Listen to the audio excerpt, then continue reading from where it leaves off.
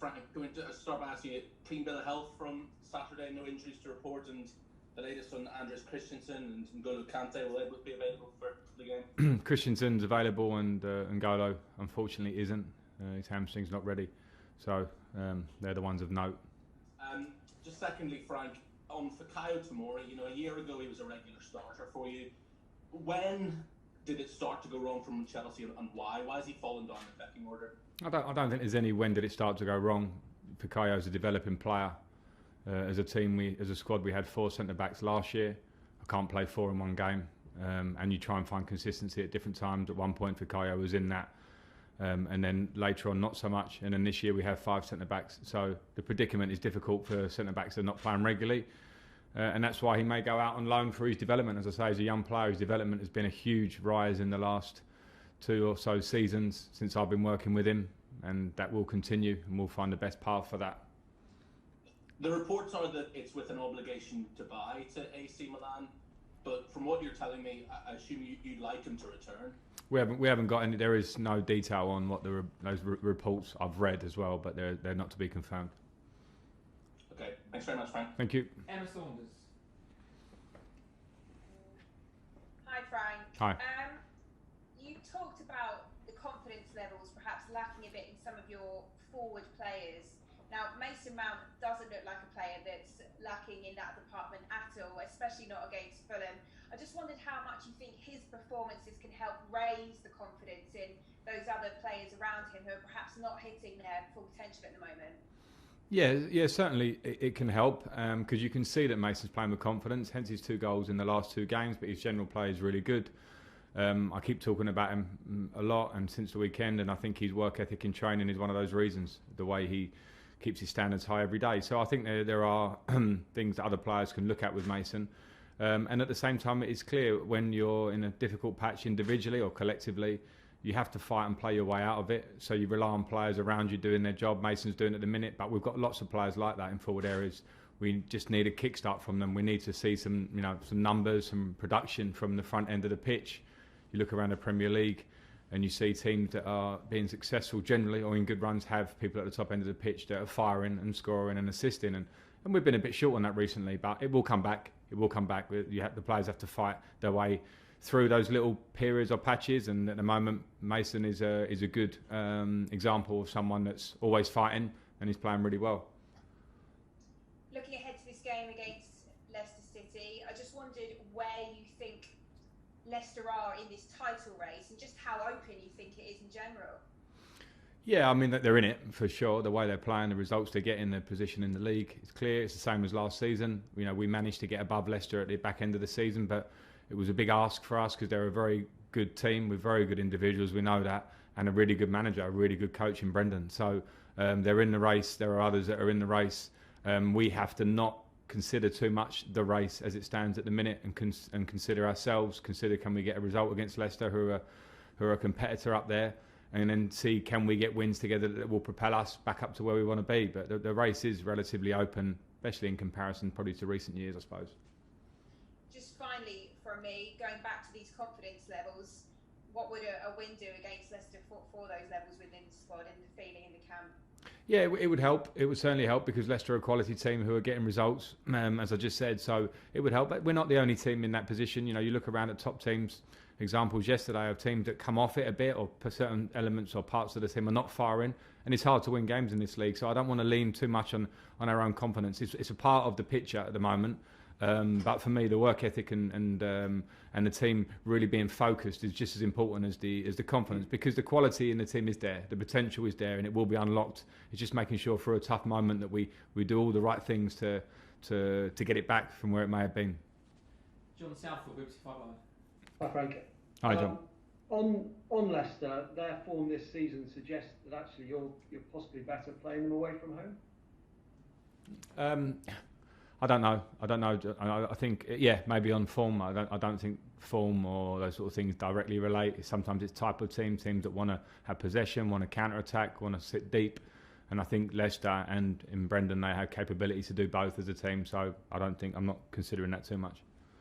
I know you spoke about Timo Werner after the game on Saturday, and you said there are things you could do to help him. I mean, is it purely down to confidence with him, and what can you do to kind of help him find the form that he's in there?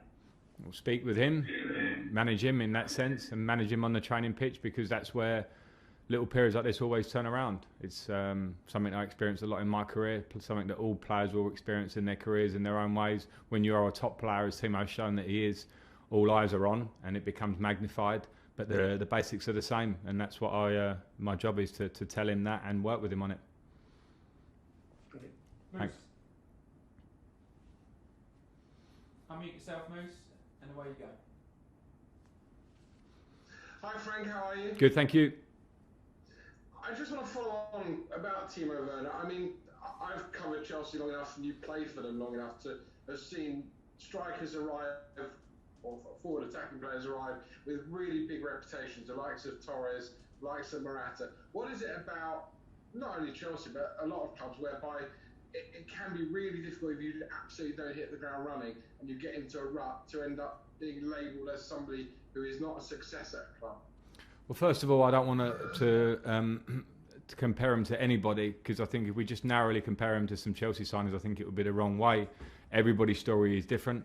Fernando Torres had difficult times here, but came away winning the Champions League and being a pivotal player in our run to winning the Champions League. So I don't think you should compare too much. All we need to do here at the moment, Timo and myself and teammates around him, is to create the best environment to get the best out of Timo, which means firstly himself working hard, as I say, any striker who knows. And when you see the chance he misses the other day, that's just repetition on a training ground. Everyone will go through those patches, whether you repeat it 1,000 times or not. But when you are in that moment, you must repeat and keep working. And then he also needs support and help around him, and he needs to keep his head down and focus. And my job is to support around him and give him positivity and confidence, because Timo Werner didn't by chance score the amount of goals over the last few years that he scored. He scored those goals because of his huge talent. A tough time for him here at the moment is a small period in what I believe will be a fantastic career from him going forward at Chelsea. I've got no doubts about that, and I hope people around it can also see it that way. And one more on Mason Mount. I mean, obviously, I saw him with you at Derby. I followed his career with Chelsea in England. I don't think he's let anybody down, either at Derby, with Chelsea, or with England. Yet, does seem to have some critics. Are they just jealous of him and his talent and his enthusiasm? I'm not sure what they are, if they are his critics. I'm not sure how anybody could really criticise him of late. I felt it last year. Last year, Mason was playing regularly for us, and I felt some of the critics in the modern world. It's really easy to hear them, even if you don't use social media. You lot ask me about it all the time, and I think I mentioned it before. And Mason's the type of midfield player is that he does so much great work for the team off the ball, which I think maybe for the naked eye is not as exciting as a overhead kick or a treble step over. He does all those basics well. He moves the ball so quickly. He's a great teammate. We've seen recently he scores goals, he finds assists, he does all those things. So I don't think it matters if people are critical in any way. And one thing he has got as well, Moose, is a really great attitude. He has a real great way of just not seeming like he's ever perturbed by what may be critics outside. The critics are wrong. There's no doubt about that. Anyone who understands or knows football and watches Mason Mount play understands what an incredible talent he is. Just turned 22. Imagine when he's 25. Imagine when he's 27. So the critics don't matter when it comes to Mason. Finally, one on Brendan, someone you know well. Always enjoyable when we take on someone who's a friend. Yeah, it is, and Brendan's a gentleman, and he's a good friend. Was very helpful to me in my career here as a player. He's probably working more in the academy, but whenever he came over, it was very clear and evident that he was going to become a great coach in his own right, and he's gone on to do that. I think the jobs he's done at all these clubs have been really, really impressive, particularly the success he's having of late in the last few years. So, I enjoy going up against him. He's difficult to go up against because he's a really good coach and he's got good players. But at the same time, I'll have respect for Brendan no matter what. We'll have a tough battle and then shake hands. Well, not shake hands, sorry, we'll fist pump. Nick Purewall. Hi Frank, you said obviously forget the title race, that's just, effectively league table for the minute. Completely understand that. Can you get yourselves back into it? And just on the wider situation for January, obviously we've seen a loan for Danny today and talk, Fouquet's bit situation's been much talked about. do you need people to leave to bring people in? Is that a part of the equation for the transfer window?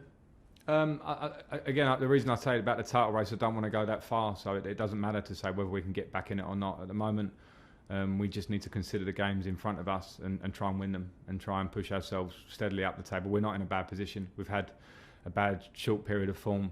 If we can put wins together this month, then the picture will change, as it's changed very quickly already this year in so many ways. So that's my point on that one. In terms of players, I think it's great for Danny to leave to go and play for himself as much as anybody, to go and try and get some games for himself. Fikayo, we'll see. I'm not considering about getting players out to bring in at this point. I'm trying to make sure that the balance of the squad we have here is right, and if there are players that move on and that's beneficial for them as well as for our squad, then that's a positive. Okay.